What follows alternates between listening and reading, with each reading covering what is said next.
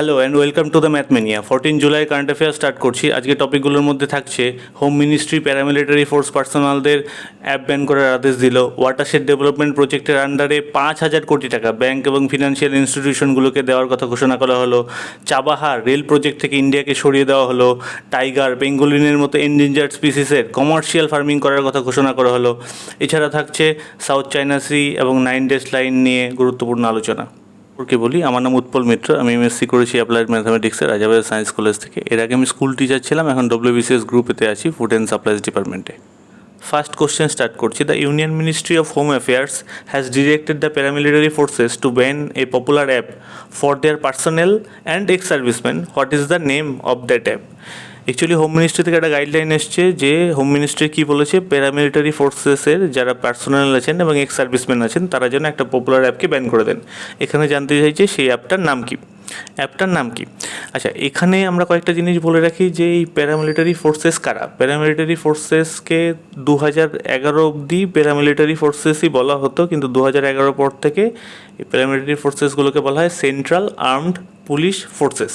Paramilitary ফোর্সেসের আন্ডারে 7খানা উইং পড়ে। 7খানা উইং কী কী? আসাম রাইফেলস, বিএসএফ বা border security force, central industrial security force বা CISF, central reserve police force বা CRPF, Indo Tibetan border police বা আইটিবিপি, ন্যাশনাল সিকিউরিটি গার্ড বা এনএসজি অ্যান্ড সশস্ত্র সীমাবল বা এসএসবি। এইগুলো পরে হচ্ছে আমাদের প্যারামিলিটারি ফোর্সেসের আন্ডারে। মিনিস্ট্রি অফ হোম অ্যাফেয়ার্স থেকে এই প্যারামিলিটারি ফোর্সেসের যারা ইন সার্ভিস পার্সোনাল আছেন প্লাস যারা এক্স সার্ভিসম্যান হয়ে গেছেন তাদের সবাইকেই এই পপুলার অ্যাপটা ব্যান করার কথা বলছে। ইনফ্যাক্ট 15 জুলাইয়ের একটা গাইডলাইনও দিয়েছে। 15 জুলাইয়ের মধ্যে অ্যাপগুলোকে আনইনস্টল ডিঅ্যাক্টিভেট করে দেওয়ার জন্য বলে দেওয়া হয়েছে। অ্যাপটার নাম হচ্ছে ফেসবুককে বন্ধ করে দেওয়ার কথা বলছে। কাদের? প্যারামিলিটারি ফোর্সেসদের in service person plus ex সার্ভিসম্যানদের। আচ্ছা, বাই দ্য ওয়ে আমরা অলরেডি জানি যে ইন্ডিয়ান গভর্নমেন্ট 59 চাইনিজ অ্যাপকে ব্যান করেছে আর ইন্ডিয়ান আর্মি 89 অ্যাপকে ব্যান করেছে। সেকেন্ড কোশ্চেন স্টার্ট করছি। Which organisation announced ₹5,000 crore of refinance scheme for the financial institution and bank in order to provide finance to the watershed development project? বলছি কোন অর্গানাইজেশনটা 5,000 কোটি টাকা রিফিনান্স স্কিম ঘোষণা করেছে? কাদের জন্য? ব্যাংক এবং ফিনান্সিয়াল অর্গানাইজেশনগুলোর জন্য। কি করবে তারা? ওয়াটারশেড ডেভেলপমেন্ট প্রজেক্টের আন্ডারে সেই টাকাগুলোকে লোন হিসেবে দেবে। এখানে কোন অর্গানাইজেশনটা এই 5,000 কোটি টাকা দিচ্ছে, রিফিনান্স করছে ব্যাংক আর ফিনান্সিয়াল ইনস্টিটিউশনগুলোকে, সেটাই জানতে চাইছে। আচ্ছা, এখানে অপশনগুলো একটু নিয়ে আলোচনা করে নিই। অপশনগুলোই এখানে ইম্পর্টেন্ট। হ্যাঁ, নাবার্ড কি? National bank for agriculture and rural development. কবে তৈরি হয়েছিল? 1982-তে। হেডকোয়ার্টার কোথায়? মুম্বাই। চেয়ারপারসন কে আছেন? হর্ষ কুমার ভানওয়ালা। ওকে, এরপরে আসছে সেবি কি? Security and exchange board of India. Headquarter মুম্বাইতে। চেয়ারপারসন অজয় তেকি। তৈরি হয়েছিল কবে? 1992-তে। এরপরে আসছে IRDAI, insurance regulatory and development authority of India. তৈরি হয়েছিল কবে? 1999-এ। হেডকোয়ার্টার কোথায়? হায়দ্রাবাদে। এখন চেয়ারপারসন কে আছেন? খুটিয়া, সুভাষচন্দ্র খুটিয়া। ওকে, এরপরে আসছে আরবিআই, সবচেয়ে ইম্পর্ট্যান্ট। আরবিআইটা কি? আরবিআই হচ্ছে রিজার্ভ ব্যাঙ্ক অফ ইন্ডিয়া। কবে তৈরি হয়েছিল? 1 এপ্রিল 1935। ন্যাশনালাইজড কবে হয়? 1 জানুয়ারি 1949। এখন গভর্নর কে আছেন? শক্তিকান্তা দাস। উনি কততম গভর্নর? উনি 25th গভর্নর। হেডকোয়ার্টার কোথায়? মুম্বাইতে। ফার্স্ট গভর্নর কে ছিলেন? Osborne Smith. First Indian governor কে ছিলেন? সিডি দেশমুখ। আর হচ্ছে এখানে এই অপশানগুলো তো জেনে ফেললাম। এবার জানতে হবে এই ওয়াটারশেড ডেভেলপমেন্ট প্রজেক্টটা কী। ওয়াটারশেড ডেভেলপমেন্ট প্রজেক্টের আন্ডারে বেসিক্যালি আমাদের ইন্ডিয়াতে যেসব রেইনফেড মানে হচ্ছে বৃষ্টির জল ছাড়া বৃষ্টির জলের উপর নির্ভরশীল এরিয়া আর কি, চাষবাসের জন্য যেসব এরিয়া বৃষ্টির জলের উপর নির্ভরশীল সেগুলোকে রেইনফেড এরিয়া বলে। রেইনফেড এরিয়া এবং ট্রাইবাল ডেভেলপমেন্ট প্রজেক্ট এরিয়া যেগুলো আছে সেইগুলোতে বেসিক্যালি কী করা হবে? ইনফ্রাস্ট্রাকচার ডেভেলপমেন্টের জন্য, চাষবাসের জন্য চাষিদেরকে ঋণ দেওয়া হবে। চাষিদেরকে সেই ঋণগুলো দেবে হচ্ছে দেবে কে? এখানে দেবে হচ্ছে ফিনান্সিয়াল ইনস্টিটিউশন আর ব্যাঙ্কগুলো। কিন্তু এই ব্যাঙ্ক আর ফিনান্সিয়াল ইনস্টিটিউশনগুলো নিজেদের টাকা দেবে না, তারা আবার সেই টাকাগুলো নেবে কোথা থেকে? নাবার্ড থেকে। বেসিক্যালি নাবার্ড দেবে এই 5,000 কোটি টাকা ব্যাঙ্ক আর ফিনান্সিয়াল ইনস্টিটিউশনগুলোকে চাষিদের দেওয়ার জন্য। তারা কোন প্রজেক্টের আন্ডারে? ওয়াটারশেড ডেভেলপমেন্ট প্রজেক্টের আন্ডারে। ঠিক আছে, এইবার এখানে বলে রাখি নাবার্ড কিন্তু আমাদের ইন্ডিয়াতে basically apex organisation for agriculture and rural development. Third question start করছি। Which nation has dropped India from Chabahar rail project? কোন দেশটি ইন্ডিয়াকে চাবাহার রেল প্রজেক্ট থেকে সরিয়ে দিয়েছে? এখানে ইম্পর্টেন্ট হচ্ছে চাবাহার রেল প্রজেক্ট। এই চাবাহার রেল প্রজেক্ট কোথাকার প্রজেক্ট? এখানে জানতে চেয়েছে, মানে কোন দেশটা চাবাহার রেল প্রজেক্ট থেকে ইন্ডিয়াকে সরিয়ে দিয়েছে? সেটা হচ্ছে, আনসারটা হচ্ছে ইরান। ইরানে চাবাহার প্রজেক্ট থেকে ইন্ডিয়াকে সরিয়ে ইরান নিজেই ওই রেল প্রজেক্টটা কমপ্লিট করছে। অ্যাকচুয়ালি যেটা মেন ইম্পর্টেন্ট জায়গা সেটা হচ্ছে চাবাহারে একটা পোর্ট আছে, চাবাহার পোর্ট। এই চাবাহার পোর্টটা ইন্ডিয়া ডেভেলপ করেছে, ইরানের এই চাবাহার পোর্টটা ইন্ডিয়া ডেভেলপ করেছে। বেসিক্যালি ইন্ডিয়ার বেশ কিছু অংশীদারিত্ব ওখানে রয়েছে।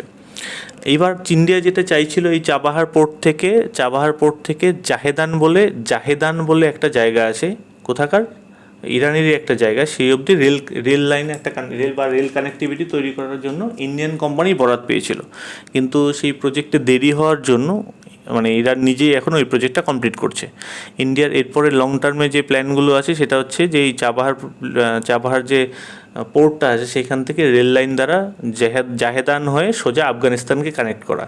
তাহলে আমাদের কানেক্টিভিটিটা ইরান হয়ে আফগানিস্তানের সঙ্গে খুব ভালো হয়ে যাবে। পাকিস্তানের মাঝখান থেকে যেহেতু আমরা যেতে পারি না, বা যাওয়াতে সমস্যা আছে, পাকিস্তানের সঙ্গে যেহেতু আমাদের সমস্যা লেগেই থাকে, তো ইরান হয়ে আফগানিস্তানে ঢোকার এই রাস্তাটা বেসিক্যালি যেটা যাবে চাবাহার পোর্ট থেকে মানে আমাদের ইন্ডিয়া থেকে চাবাহার অবধি শিপ যাবে, তারপর সেখান থেকে রেল লাইনের মাধ্যমে সরাসরি আফগানিস্তান। ফোর্থ কোশ্চেন স্টার্ট করছি। Which nation has called on China to comply with the 2016 arbitral ruling on the South China sea? কোন দেশটি 2016 যে রুলিং ছিল, সেই সাউথ চায়না সি নিয়ে 2016 যে রুলিং ছিল তার সেই রুলিং মেনে চলতে, কমপ্লাই করার কথা মানে হচ্ছে মেনে চলা আর কি, সেই রুলিং মেনে চলতে বলছে চায়নাকে। এইবার এখানে গল্পটা বলে নিই, এর ভেতরে যে গল্পটা রয়েছে। অ্যাকচুয়ালি কী হয়েছিল, সাউথ চায়না সিতে চায়না কাল্পনিক 9খানা ড্যাশ টেনে একটা লাইন বানিয়েছে। সেই লাইন মেনে বেসিক্যালি চায়না প্রায় সাউথ চায়না সির পুরোটাই নিজেদের বলে দাবি করে নিচ্ছে। আর ইন্টারন্যাশনালি একটা গাইডলাইন আছে, সেটা হচ্ছে United Nation convention on the law of the Sea. সেটা বলে যে কোনো দেশ তার আশেপাশের যে সমুদ্র বা মহাসাগরগুলো আছে তার কতটা ইউজ করতে পারবে সেটা নিয়ে ওদের একটা গাইডলাইন আছে। চায়না সেই গাইডলাইনটা না মেনে নিজের মতো করেই কাল্পনিক 9 ডেজ লাইন টেনে পুরো সাউথ চায়না সিটাকেই দাবি করে বসেছিল। তো আশেপাশের যে দেশগুলো ছিল তারা তখন এটা নিয়ে কথা বলেছিল, এটা নিয়ে আপত্তি তুলেছিল। ইনফ্যাক্ট ফিলিপিন্স, যাই হোক এখানে আনসারটা হচ্ছে ফিলিপিন্স তখন ইন্টারন্যাশনাল কোর্টে যায়। ইন্টারন্যাশনাল কোর্টে মামলা করার পর ইন্টারন্যাশনাল কোর্ট চায়নাকে বলে যে চায়নার এই দাবিটা ভুল। তো চায়নাকে এই সাউথ চায়না সির যে 9 ডেজ লাইন সেইটা মেনে কাজ করলে হবে না, ইন্টারন্যাশনাল যে ল আছে সেটা মেনে চলতে হবে। তো 2016-তে তখন চায়না বলেছিল তারা ওইসব ইন্টারন্যাশনাল কোর্টের ল মানে যে ভার্ডিক্টটা এসছে সেটা মানে না। তো 16 থেকে 20 অবধি এরকমই চলছিল। রিসেন্টলি ফিলিপিন্স এবার চায়নাকে বলছে যে 16 যে ভার্ডিক্টটা ছিল সেটা মেনে কাজ করতে। তো এটাতে জাপান আর মালয়েশিয়া ফিলিপিন্সকে সাপোর্টও করে দিয়েছে। তো এই জন্য এখন এটা একটা কন্ট্রোভার্সি তৈরি হয়েছে, এটা আবার নিউজে চলে এসছে। তোমরা দেখতে পাচ্ছ এই হচ্ছে সেই 9 ডেজ লাইন। এই 9 ডেজ লাইন টেনে চায়না প্রায় পুরো সাউথ চায়না সিটাকে দেখো 9খানা ড্যাশ লাইন টেনে সাউথ চায়না সিটাকে দাবি করে বসে আছে।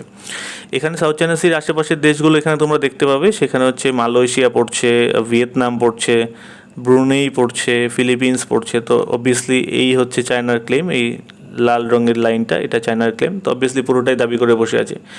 এখানে দেখো ইন্টারন্যাশনাল যে ল আছে সেইটা কীরমভাবে কাজ করে, এই সমুদ্রের কতটার ওপর কোন দেশের অধিকার থাকবে সেটা কতটা হিসেব কী আছে সেইটা এখানে দেখে নাও।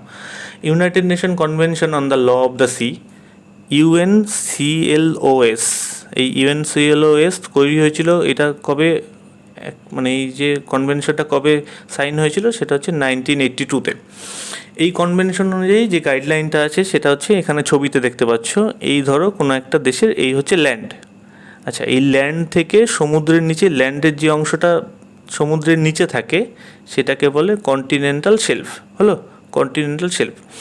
এবার এই ল্যান্ড থেকে সমুদ্রের ভেতরে যদি যাও, এখানে 12 নটিক্যাল মাইল অবধি, 12 নটিক্যাল মাইল হচ্ছে কতটা, 22.2 কিলোমিটার, এই অবধি বলা হয় টেরিটোরিয়াল ওয়াটার। এই টেরিটোরিয়াল ওয়াটার মানে এখানে তুমি যা ইচ্ছে করতে পারো, এটা তোমার নিজেরই পুরো, একদম পুরোপুরি নিজের, মানে এখানে তুমি কনস্ট্রাকশন, মাইনিং টাইনিং সব করতে পারো, ইভেন পার্মানেন্ট স্ট্রাকচারও দাঁড় করাতে পারো, মানে কোনো দেশ চাইলে পারে। এই 12 নটিক্যাল মাইলের পরবর্তী 12 নটিক্যাল মাইলকে বলা হয় কন্টিগিউয়াস জোন। এখানে কি থাকবে, এখানে কনস্ট্রাকশন করা যাবে না, পার্মানেন্ট স্ট্রাকচার দাঁড় করানো যাবে না, কিন্তু এখানে কী কী থাকবে, এখানে দেশটার ভেসেল রাইট থাকবে, পলিউশন রাইট থাকবে, ইমিগ্রেশন রাইট থাকবে, এইগুলো থাকবে।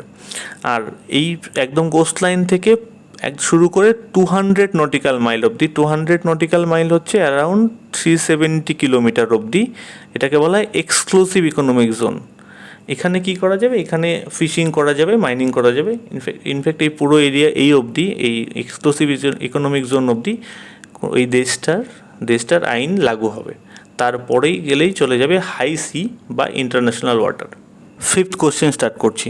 Which nation allowed commercial farming of endangered species in June 2020? কোন দেশটি এন্ডেঞ্জার্ড স্পিসিসের কমার্শিয়াল ফার্মিংকে অ্যালাউ করলো?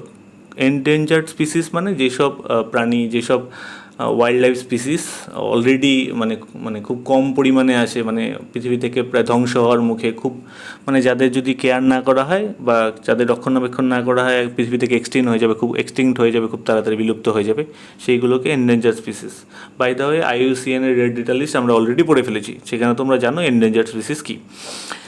বলেছি এখানে জানতে চাইছে কোন দেশটা এই এন্ডেঞ্জার্ড স্পিসিসগুলোকে, স্পিসিসের কমার্শিয়াল ফার্মিংকে অ্যালাউ করছে। কমার্শিয়াল ফার্মিং মানে হচ্ছে তুমি প্রাইভেট জু তৈরি করতে পারো, প্রাইভেট জু মানে নিজের আমি একটা জু বানালাম, সেখানে কিছু এন্ডেঞ্জার্ড স্পিসিস। এবার এন্ডেঞ্জার্ড স্পিসিসগুলোর মধ্যে দু একটা উদাহরণ দিই, যেমন ধরো টাইগার, পেঙ্গুলিন, আরাবারি ডলফিন, এইগুলো তুমি নিজের মতো চাষ করো, তারপর সেগুলো নিজের মতো বিক্রি করো, প্রফিট কামাও, এইটাকে অ্যালাউ করেছে। এইবার এইটা যেটা করেছে সেটা হচ্ছে মায়ানমার। হ্যাঁ, মায়ানমার এই প্রায় 90খানা এন্ডেঞ্জার্ড স্পিসিস, 90খানা ওয়াইল্ড লাইফ স্পিসিসকে, টোটাল 90খানা ওয়াইল্ড লাইফ স্পিসিসকে কমার্শিয়াল ফার্মিংকে অ্যালাউ করেছে, তার মধ্যে 20খানা হচ্ছে এন্ডেঞ্জার্ড। মানে বুঝতে পারছো কী লেভেলের হচ্ছে এটা। আচ্ছা, এতে যেটা হবে বেসিক্যালি, মায়ানমারের ওয়াইল্ড লাইফ নিয়ে অলরেডি একটা সমস্যা আগেই ছিল, মায়ানমারের সঙ্গে চায়না বর্ডার লাগে, তো মায়ানমারে ইললিগাল ট্রেড, মানে এন্ডেঞ্জার্ড স্পিসিস বা ধরো যে কোনো ওয়াইল্ড লাইফের ইললিগাল ট্রেড মায়ানমারের সঙ্গে চায়নার লেগেই থাকে এই জায়গাগুলো। মায়ানমার খুব বিখ্যাত, বেসিক্যালি কুখ্যাত বলতে পারো ইললিগাল ট্রেডের জন্য।